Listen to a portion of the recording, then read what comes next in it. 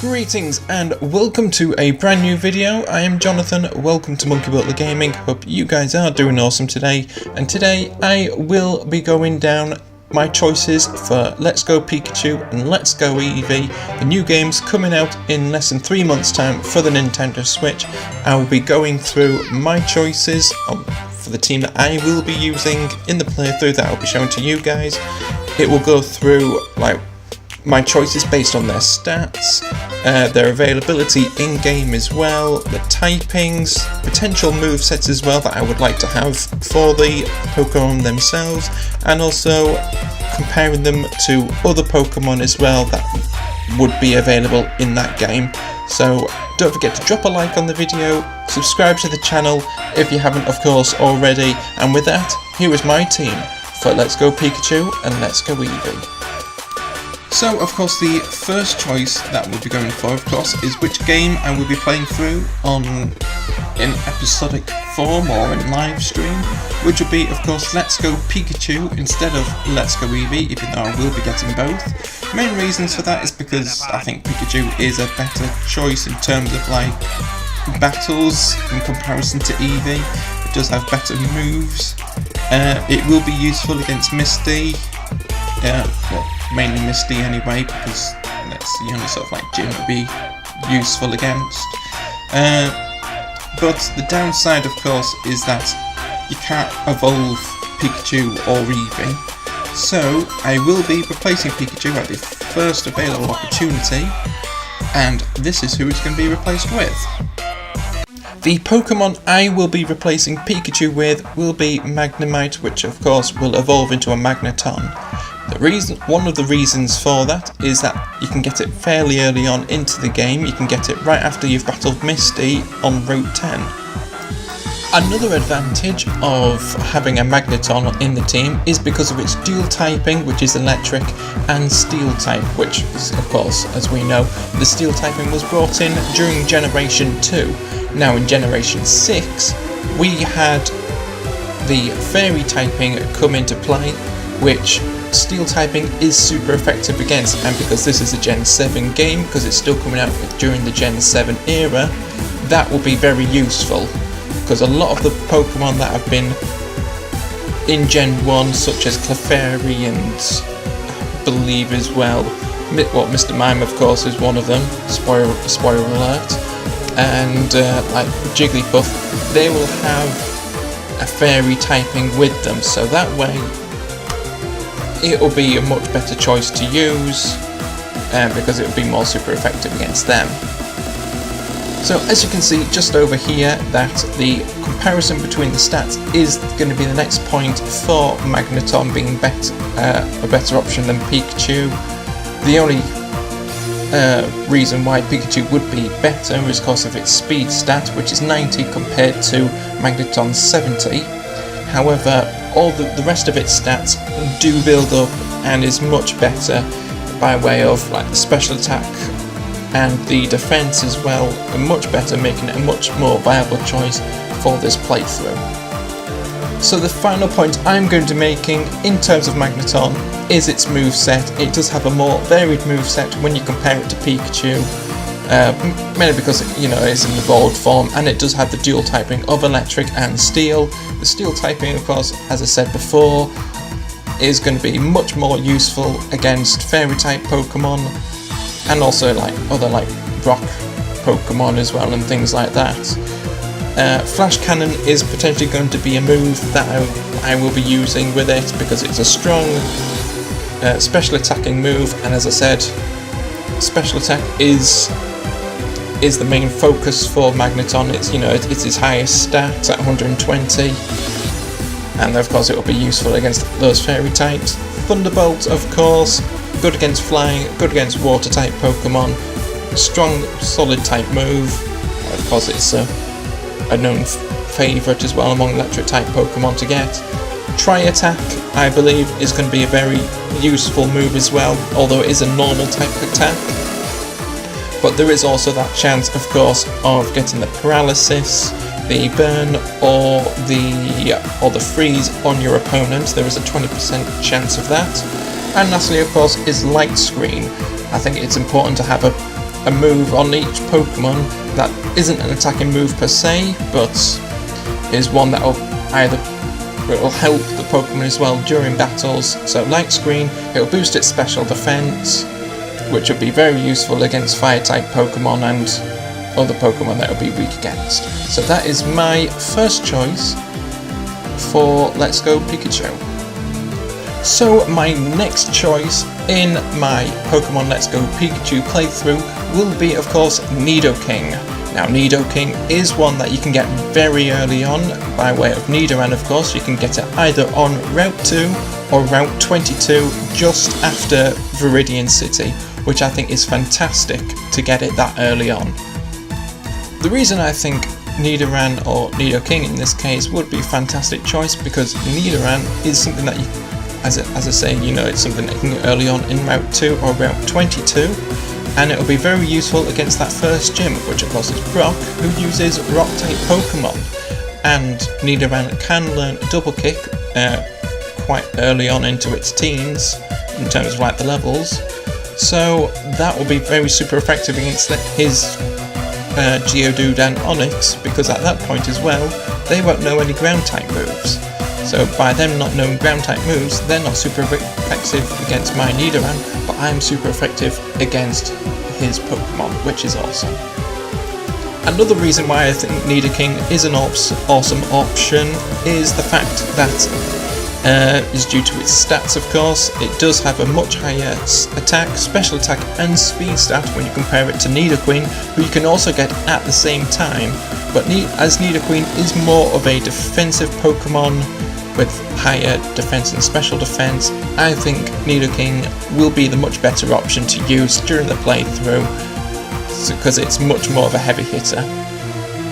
So lastly, the point I want to make is of course the move pool. Nidoking does have a huge move pool, so the moves I plan to use with it is Toxic, so it can get some heavy damage done in regards to like poisoning its target.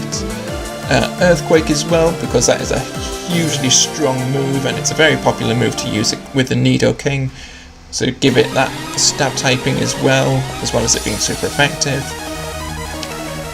Thunderbolt as well, because it will no doubt be weak against water with its ground typing, so using Thunderbolt along with its high special attack skills will be able to take care of them pretty easily. And lastly, Shadow Ball as well is another move I plan to use in the same respect as Thunderbolt as well, because Poison of course is weak to Psychic type Pokemon, so having something that Shadow Ball, with it being a Ghost type move, will be able to take care of those pretty easily as well. So that is officially my sort of like second, third choice, however you want to go about it, for my team. Moving swiftly on to my next choice, of course, is going to be a starter Pokemon. Now this starter Pokemon of course will be Charizard. Charizard does have that dual fire flying type, so it does give good coverage, however it being weak to rock type Pokemon does give it that slight disadvantage, but again Charizard will be something that will also be early on available as well, because you can get it on Route 25, which is just above Cerulean City. Another awesome fact about using Charizard of course is its special attack and its speed stats, because both are very good, quite high as well, so they'll be good to use with extra coverage. And on top of that, it will also get a boost, because since we are getting Mega Evolution into these games, I will of course be using that to my advantage with Mega Charizard Y, because that is my favourite out of Mega Charizard X and Charizard Y of course. So it would still keep its fire flying typing, but it will give a boost to those stats as well. However, the only downside of course to Mega Evolution is that I don't know when that's going to be introduced in those games itself, if it's going to be something that's introduced like mid-game or towards the end of the game, or something completely like in post-game content. We don't know as of yet, well at the time of this recording anyway, but that will certainly be a factor, so I'm looking forward to that. So to round off this bit for Charizard, the Moveset is going to be the last thing of course I'll talk about in regards to Charizard. So its moveset will be hopefully as follows. It'll have Flamethrower, of course, a good strong special attacking move, which would be then boosted with Sunny Day. Of course, that move, Sunny Day, would be up for debate as to if it could be replaced with something else, because, as I say, if it Mega Evolves, it will have the ability Drought, which pretty much works as Sunny Day anyway. So there is potential for that to be a different move, possibly another special attacking move or something like that. I don't know at this point. It's just potentially, of course. Fly, of course, it's a good strong physical attack as well, and it will be boosted because of course it's a stab type move, because Charizard is the flying type Pokemon. And lastly, of course, is Shadow Claw. It is another strong physical attacking move as well, and it does have the potential to land critical hits more easily. So, and again, you know, these moves are just possible ones that I might go with for Charizard, but that is the end for the Charizard segment. Moving on to the next one. So the next entry onto this list is going to be Parasect. Yep, it's not one I've used before in a playthrough at all, so it's going to be really exciting to see what it can bring to the table in terms of this. And it is also one that you can get very early on into the game as well. Just after you've beaten Brock, you go through to Mount Moon, you can catch one there. So that's going to be exciting to see exactly what we can do with that. Of course, one of the big advantages that Parasect will bring to the table is, of course, its super effectiveness against Psychic types. Now, this was one of the more important things that was available in the Gen 1 games, is because Psychic types, mainly the Abracadabra Alakazam line, was super overpowered in terms of like its psychic abilities. So having a bug type on the team is certainly going to be something that will be very useful to counter this, as there's the only other things that were super effective against it is dark types and ghost types. And since there was no dark types in Gen 1, bug types would suffice, as like ghost type Pokemon only really came in the form of the Ghastly Haunter Gengar line. So that is going to be something that I will certainly be looking forward to using, because as well, on top of that, it's got decent stats as well. It's got a decent attack and attacking moves as well. Speaking of moves, its moveset that I potentially would like to use with it is Spore, because it does put the Pokemon to sleep, and it's 100% accurate as well, which is awesome. Giga Drain, a good, strong, powerful, absorbing, special attacking move, just to regain some health. X-Scissor, a strong stab type, physical attacking move, take advantage of that physical stat, and Brick Break as well, because I believe it's some weaknesses it's got. It's like rock type Pokemon as well, so that would be useful against them as well. And it's also like another strong physical attacking move as well. So that is it for Parasect. Let's move on to the next Pokemon. The penultimate Pokemon in this playthrough party, let's try saying that 3 times fast, is going to be Poliwrath. Mainly because it does have a unique typing between water and fighting, which it does gain through, because it is a water type to start with, through Poliwag and Poliwrath, and it is very easy to get access to again. It's another one that you can get access to fairly easily. You just need a good rod and somewhere to fish, basically, to get that. Just watch out for those Magikarp. And I have recently used one as well when I was doing a playthrough of Pokemon Silver on the virtual console on the Nintendo 3DS, which I quite enjoyed. I've quite enjoyed using it quite a lot, and I look forward to using it again.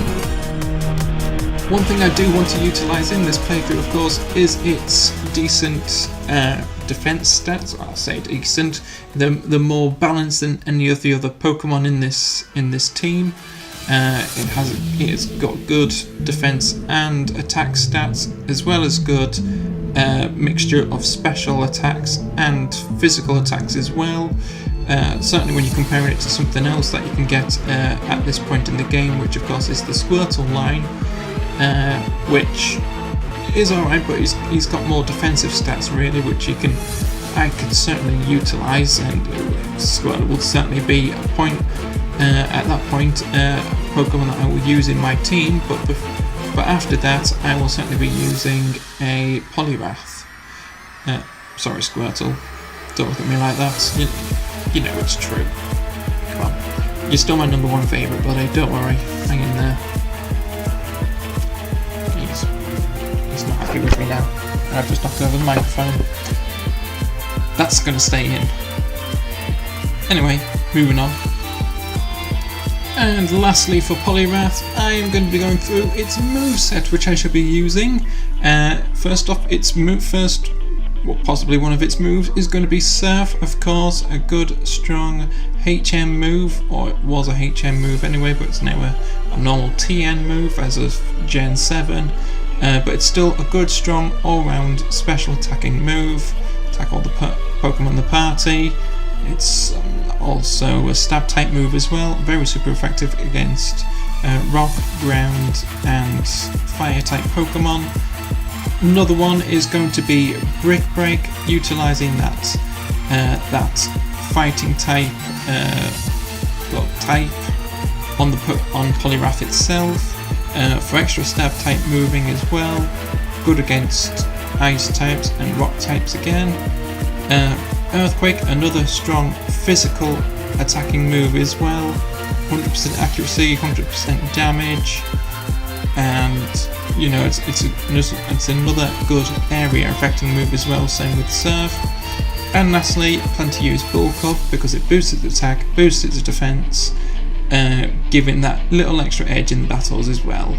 So with that is Poliwrath done. Now onto the final Pokemon of my Let's Go Pikachu team. Yes, the final Pokemon in my Pokemon Let's Go Pikachu team will of course be Mr. Mime. Now Mr. Mime did get a new typing, it is now a Psychic Fairy type, which is something I certainly want to utilise because towards the end of the game itself, spoiler alert, if you've not played through these games before, you will be coming up against someone who does have quite a few Dragon type Pokemon, which as of Gen 6, Fairy typing was brought in to counteract the Dragon typing, so that will be something that's very useful. And also you can get early access to Mr. Mime through trading a Clefairy quite, as I say, you know, early on into the game as well, which does also give it that stat boost as well, or not stat boost even, the experience boost as well, because it will be a traded Pokemon, so that's something that I really want to utilise. So looking at now Mr. Mime stats, as you can see Mr. Mime stats does have much better special defensive stats than any of the other Pokemon that we've had on this list. If you compare it to something like Alakazam, who would be in the same sort of general area for it, Alakazam does have much better special attack, of course, because that's just absolutely nerfed, and also its speed stat as well is just as good. However, Mr. Mime does have that advantage of using special defense, and it does also have physical defense as well, a bit higher as well, giving that little bit more of an advantage over Alakazam. And certainly its special defense is something that I do want to utilise. It's going to be more of a supporting Pokemon than anything else on the team as well, so that is something I really want to utilise. Lastly, of course, I do want to go through its potential moveset that I would be using potentially in this for Mr. Mime. So, first one, of course, strong special attacking move, of course, would be Psychic, of course. You know, it has the stab typing, it would work very well against poison type Pokemon. Another move, of course, I would like to use is Reflect. So Reflect is a good defense boosting move as well. So that way the whole party can benefit from that. So even if Mr. Mime has been switched out, Reflect will still be going. So that way the whole party is covered in terms of like its defenses. Same again, but for Light Screen. But of course this is boosting the special defenses, which of course Mr. Mime is, you know, that's his big stat, of course, as I've mentioned previously. So having Light Screen, that'll help it boost up the team again in the same respect as Reflect does with its defense. Lastly, of course, I want to use, if I can use it, of course, is Dazzling Gleam, a very strong, powerful fairy type move, so that way it will be easily usable against like fairy type Pokemon, where it can just take it down with potential ease. And yeah, that's it for Mr. Mime and for the party. So there we have it, folks. There is my team for Pokemon Let's Go Pikachu when it releases on the Switch. I hope you've enjoyed this video. If you have, certainly please do leave that big old thumbs up down below.